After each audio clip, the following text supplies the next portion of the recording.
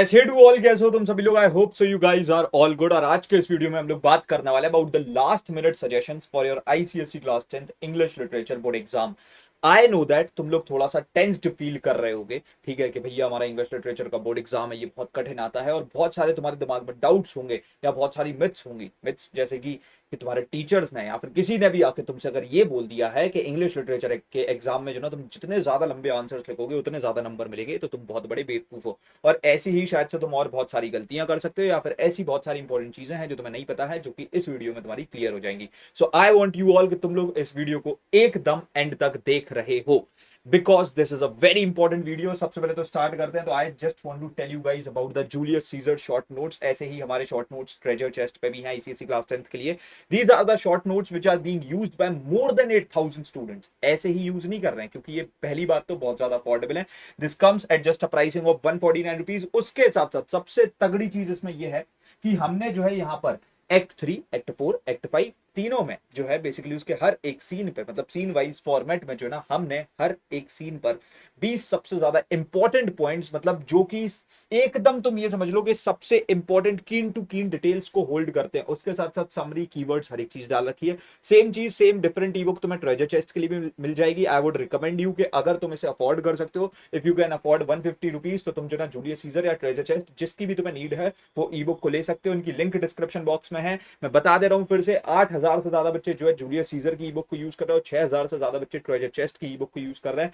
You guys can also use it. इसकी link description box में अभी के अभी जाओ और परचेज करो। अब उसके बाद में सबसे पहले तो भैया कुछ इंपॉर्टेंट टिप्स। तो यार देखो, सबसे इंपॉर्टेंट चीज जो ये है कि जितनी भी बातें मैं ये तुम्हें बता रहा हूं ना, ये ऐसी नहीं है कि हमको बस मजाक मजाक में ले लेनी है। You have to actually follow all these things. तो सबसे पहले तो भैया, जब भी आप कल के दिन जो ना, पहले तो जब तुम ऐसे एग्जाम पेपर को उठाओ ना और किसी भी क्वेश्चन को रीड करो, तो भाई साहब चाहे 10 सेकंड ज्यादा दे देना, लेकिन पहले उसे अच्छे तरीके से पढ़ना। Read the question carefully, because अगर तुम जो है किसी भी चीज को जल्दी जल्दी में पढ़ते हो, कोई भी एक छोटी बहुत चीज को भी मिस आउट कर जाते हो, तो बाद में लेने के देने पड़ सकते हैं। तो जब हमारे पास में टाइम है, हाँ इतना तुम्हारे पास में समय है, बहुत आराम से, तुमने मेरी शायद से टाइम मैनेजमेंट वाली वीडियो भी देख ली होगी, नहीं देखी है तो देख लेना। तो तुम्हारे पास इतना समय है कि अगर तुम बस एक बार जो ना अच्छे तरीके से क्वेश्चन को पढ़ लोगे ना, तो बाद में फिर दिक्कत नहीं होगी। तो ये चीज हमें मेक श्योर करनी है। दूसरी चीज, you have to use quotations and उसके साथ साथ कीवर्ड्स। समझ रहे हो, तुम्हारे को कोटेशंस और कीवर्ड्स का यूज करना है in your answers, and you have to do that. मैं बता रहा हूं बहुत अच्छे तरीके से कि भाई साहब ये चीज तो तुम्हें करनी ही करनी है, because this will help you बहुत ज्यादा। यहां पर तुम इसके थ्रू फिर जो ना बहुत इजीली मार्क्स फैच आउट कर सकते हो। फर्स्ट ऑफ ऑल जो ना सबसे इंपॉर्टेंट चीज तो यही है कि इसके थ्रू जो ना तुम एक बहुत ही अच्छा इंप्रेशन जो ना लीव कर सकते हो ऑन योर एग्जामिनर। जो भी तुम्हारी कॉपी चेक कर रहा है, तो ये समझ जाएगा कि भाई अगर बच्चे को कीवर्ड्स पता है, अगर बच्चे को गिवन एक्सट्रैक्ट के बेसिस पे उसकी रेलेवेंस के हिसाब से कोटेशंस पता है, तो फिर बच्चे ने पढ़ के ही आया है मतलब। और अगर वो उन कोटेशंस को यूज करके, उन कीवर्ड्स को यूज करके एक प्रॉपर सेंटेंस को कंस्ट्रक्ट भी कर ले रहा है, सबसे इंपॉर्टेंट चीज तो यही है ना कि भाई बच्चा जो ना वो एक अच्छा इंप्रेशन लीव कर पा रहा है। तो यही तो एक सबसे इंपॉर्टेंट चीज होती है ना, जो तुम्हें मेक श्योर करनी है। उसके साथ साथ you have to be concise. अब जितने भी लोग, जो भी मैं कह रहा हूं, इवन तो like if there are any teachers, वैसे तो कोई भी लाइक एक कोई भी अगर ऐसे एक्सपीरियंस टीचर होगा तो वो कभी रिकमेंड नहीं करेगा, लेकिन अगर कोई तुमसे आके बोल भी रहा है कि भाई जितने लंबे आंसर्स लिखोगे उतने ज्यादा तुम्हें मार्क्स मिल जाएंगे, बच्चों के दिमाग में ये कॉमन सी एक मिथ होती है कि मैं जितना ज्यादा लिखूंगा मुझे उतने ज्यादा मार्क्स मिल जाएंगे। प्लीज इस बेवकूफी को जो ना बिल्कुल भी मत करना। ये तुम्हारा कोई ऑर्डिनरी एग्जाम नहीं है जहां पर सिर्फ लेंथ के हिसाब से जो है ना टीचर बस ऐसे टिक टिक टिक टिक मार रहा है, ऐसा नहीं है। आप अगर ज्यादा लंबा आंसर लिखोगे, आप यही समझ लो कि आप एग्जामिनर को इनविटेशन दे रहे हो कि भैया मैंने और ज्यादा गलतियां करी हो सकती हैं, और ज्यादा पॉसिबिलिटीज हैं कि तुम जो ना यहाँ पर से मेरे मार्क्स काट सकते हो, तो आ जाओ और काटो। अगर ये चीज नहीं करनी है तो प्लीज कंसाइज आंसर्स हमको जो ना फ्रेम करते हैं। कंसाइज आंसर्स से मेरा मतलब ये है that you have to frame those answers जिनकी लेंथ कम है, और उसके साथ से जो उसके साथ साथ जो ना बेसिकली वो सारी डिटेल्स को कैरी कर रहे हैं, ठीक है। एंड उसके साथ साथ they must be relevant also, क्योंकि जो चीज पूछी गई है एग्जैक्टली सिर्फ वही आंसर करनी है। देन उसके बाद में follow the structure that you have to basically frame the answer in 3 portions.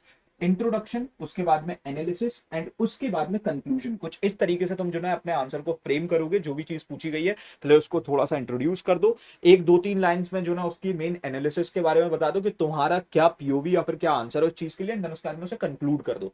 Then after that the most important thing is the time management thing, क्योंकि भाई तुम्हारे पास में भले ही मैं कह रहा हूँ कि हाँ इनफ टाइम है, लेकिन अगेन है तो लिमिटेड टाइम ही, तो तुम्हारे को उसे जो ना बहुत अच्छे तरीके से एलोकेट करना पड़ेगा, लाइक पर क्वेश्चन बेसिस पे और एक ही सवाल पे। बहुत से बच्चे क्या करते हैं ना, वो बहुत सोच में बैठ जाते हैं, एक सवाल पे तुम अटक गए और फिर तुम उसी पे जो ना समय दिए जा रहे हो, ठीक है भाई उसे थोड़ा सा साइड में रखो, दूसरे क्वेश्चंस पे जाओ, उनमें भी जो ना मार्क्स हैं। ऐसा नहीं है कि तुम एक पे अटक गए बस तो तुम बैठे हुए हो, नाउ यू आर एक्सपेक्टिंग कि तुम्हें कुछ एकदम से आउट ऑफ द ब्लू याद आएगा या फिर जो है कोई आकर के तुम्हारी हेल्प कर देगा या फिर तुम चीटिंग कर लोगे।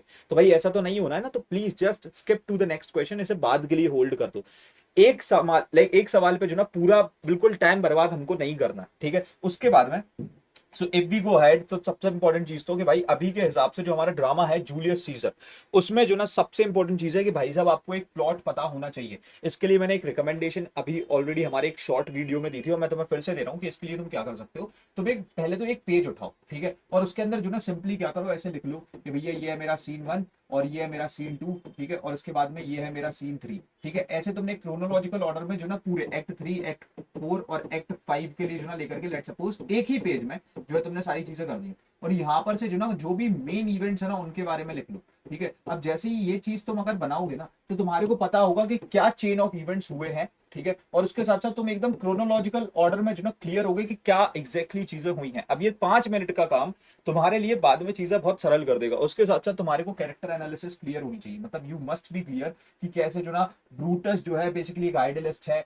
एंटनी कैसे एक बहुत ही अच्छा मैनिपुलेटर है, केशियस जो है कैसे बहुत कीन कॉन्स्पिरेटर है, सीजर कैसे एक बहुत ही एम्बिशियस रूलर है। तो you have to understand their motivations के मतलब वो किस तरीके के हैं, ठीक है। उसके बाद में फेमस स्पीचेस को तुमको याद रखना है, जैसे कि be familiar with Antony's like friends, Romans, countryman, जब वो जो ना बेसिकली फ्यूनरल स्पीच दे रहा होता है, या फिर जब ब्रूटस भी जो ना कन्वे करता है अपना मैसेज के कैसे कॉन्स्पिरेटर्स गलत नहीं है। तो उन सारी स्पीचेस को तुमको याद रखना है। थीम्स को एकदम अच्छे तरीके से याद रखो, like power, betrayal, fate versus free will, rhetoric and manipulation statements. तो ये सारी चीजें तुम्हें याद रखनी है। उसके साथ साथ लिटरेरी डिवाइस, भाई one of the most important thing जो हम ई बुक्स में हमारी क्लियर कर देते हैं, that you have to get clear with the literary devices, क्योंकि इन पे डायरेक्ट क्वेश्चंस आते हैं। मैं फिर बता रहा हूं, यहां पर से डायरेक्ट क्वेश्चंस फ्रेम होकर के आ जाएंगे, that what is the literary device used, या फिर एमसीक्यूज में ही पूछ लेंगे। So recognise the irony, foreshadowing, soliloquy या फिर मेटाफॉर्स, जितनी भी चीजें हैं, मतलब समझ रहे हो, उन सारी चीजों को तुम्हें एकदम क्लियर रखना है। उसके बाद में now coming up on to the pros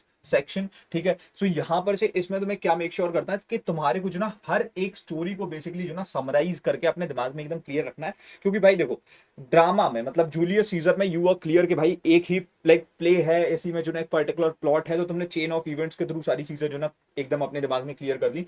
but यहाँ पर तुम्हारे को एक ब्रीफ समरी क्लियर होनी चाहिए, focus on the beginning, climax and resolution. ऐसे करके जो ना तुम क्या कर सकते हो बेसिकली हर एक स्टोरी के लिए जो ना अपने separate note like separate notes बना सकते हो कि मतलब उसकी बिगनिंग कहाँ से हुई थी, ठीक है, तो उसकी बिगनिंग क्या है, ठीक है, उसके बाद में जो ना उसका क्लाइमैक्स क्या है, ठीक है, और उसके बाद में उसका रेजोल्यूशन क्या है। और उसके साथ साथ मेनली अगर तुम देखो तो हमारी जितनी भी सॉरी गाइस पेन गिर गया, बट ओके, हाँ, तो हमारी जितनी भी बेसिकली स्टोरीज हैं, ठीक है, उनके अंदर या तो एक कोई मिस्टीरियस एंडिंग है जैसे कि द एलिवेटर, या फिर कोई मॉरल एंडिंग है, ठीक है। तो ये सारी चीजें क्लियर रखनी है। उसके साथ साथ क्योंकि there are multiple characters in the different different types of stories, so you have to be clear with their analysis of their characteristics के मतलब उनका कैरेक्टर कैसा है, be able to describe the key traits कि उनकी main key traits क्या है, and actions of the protagonist, ठीक है। उसके बाद में थीम्स एंड मोरल्स, मतलब understand the lesson behind each story के मतलब वो क्या सिखाना चाह रहा है तुम्हें। उसके साथ साथ you have to be also clear about the narrative style, मतलब क्या नैरेटिव स्टाइल है, मतलब identify the point of view कि किस पीओवी से बात की जा रही है, किस टोन में बात की जा रही है, या फिर जो है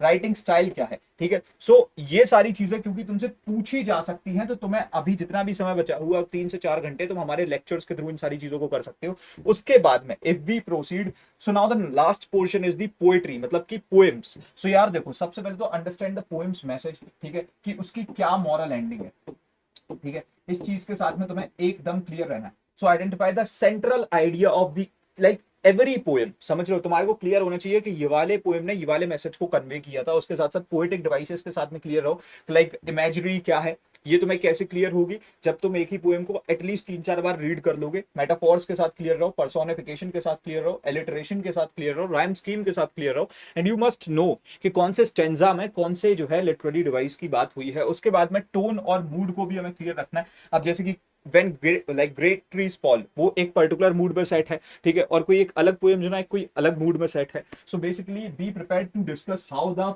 पोएट कन्वेज इमोशंस, कि उसका क्या एक इमोशनल एस्पेक्ट है। उसके साथ साथ कोट्स, शॉर्ट फ्रेजेस, मतलब कि मेमोराइज की lines that support your interpretation. इसके साथ साथ अगर यही की लाइंस को तुम उठा करके जो ना अपने आंसर्स में भी यूज कर देते हो ना, दिस विल हेल्प यू बहुत ज्यादा। उसके साथ साथ also you have to compare the poems, think about how different poems explore the similar themes. तो इस तरीके से तुम अपनी सारी पोएम्स को जो ना अपने दिमाग में क्लियर रख सकते हो। एक और जो बहुत इंपॉर्टेंट चीज मैं तुम्हें बताना चाहूंगा कि सारी पोएम्स के ऑथर्स के नाम जो ना एकदम अच्छे तरीके से याद रखना, ठीक है। यहाँ पर ऑथर के नाम तुम्हारे को याद होने बहुत ज्यादा जरूरी है। तो एक पेज उठाओ, उसमें जो ना जितनी भी पोएम्स हैं, ठीक है, और उसके बाद में जितनी भी स्टोरीज हैं, ठीक है, उन सब के जो ना लाइक जो जो ऑथर हैं या फिर जो जो पोएट हैं, ठीक है, उन सब के बारे में एकदम उनके नाम को याद रख लो। मैं तो कह रहा हूँ हर एक स्टोरी या हर एक पोएम का नाम ही ऐसे याद रखो, that the elevator by dish, like, या फिर समझ रहे हो ना, मतलब पहले नाम लो, फिर उसके बाद में बाय जो भी ऑथर या पोएट का नाम है वो भी लिख दो साथों साथ, ठीक है। सो आई होप तुम इन सारी की सारी चीजों को जो ना फॉलो कर रहे होगे। बाकी अभी हम रखते हैं इस वाले वीडियो में यार इतना ही, और मिलते हैं तुम्हारे अपकमिंग वीडियोस में। तब तक के लिए thanks for watching, happy learning, bye bye, love you all, हसलाड,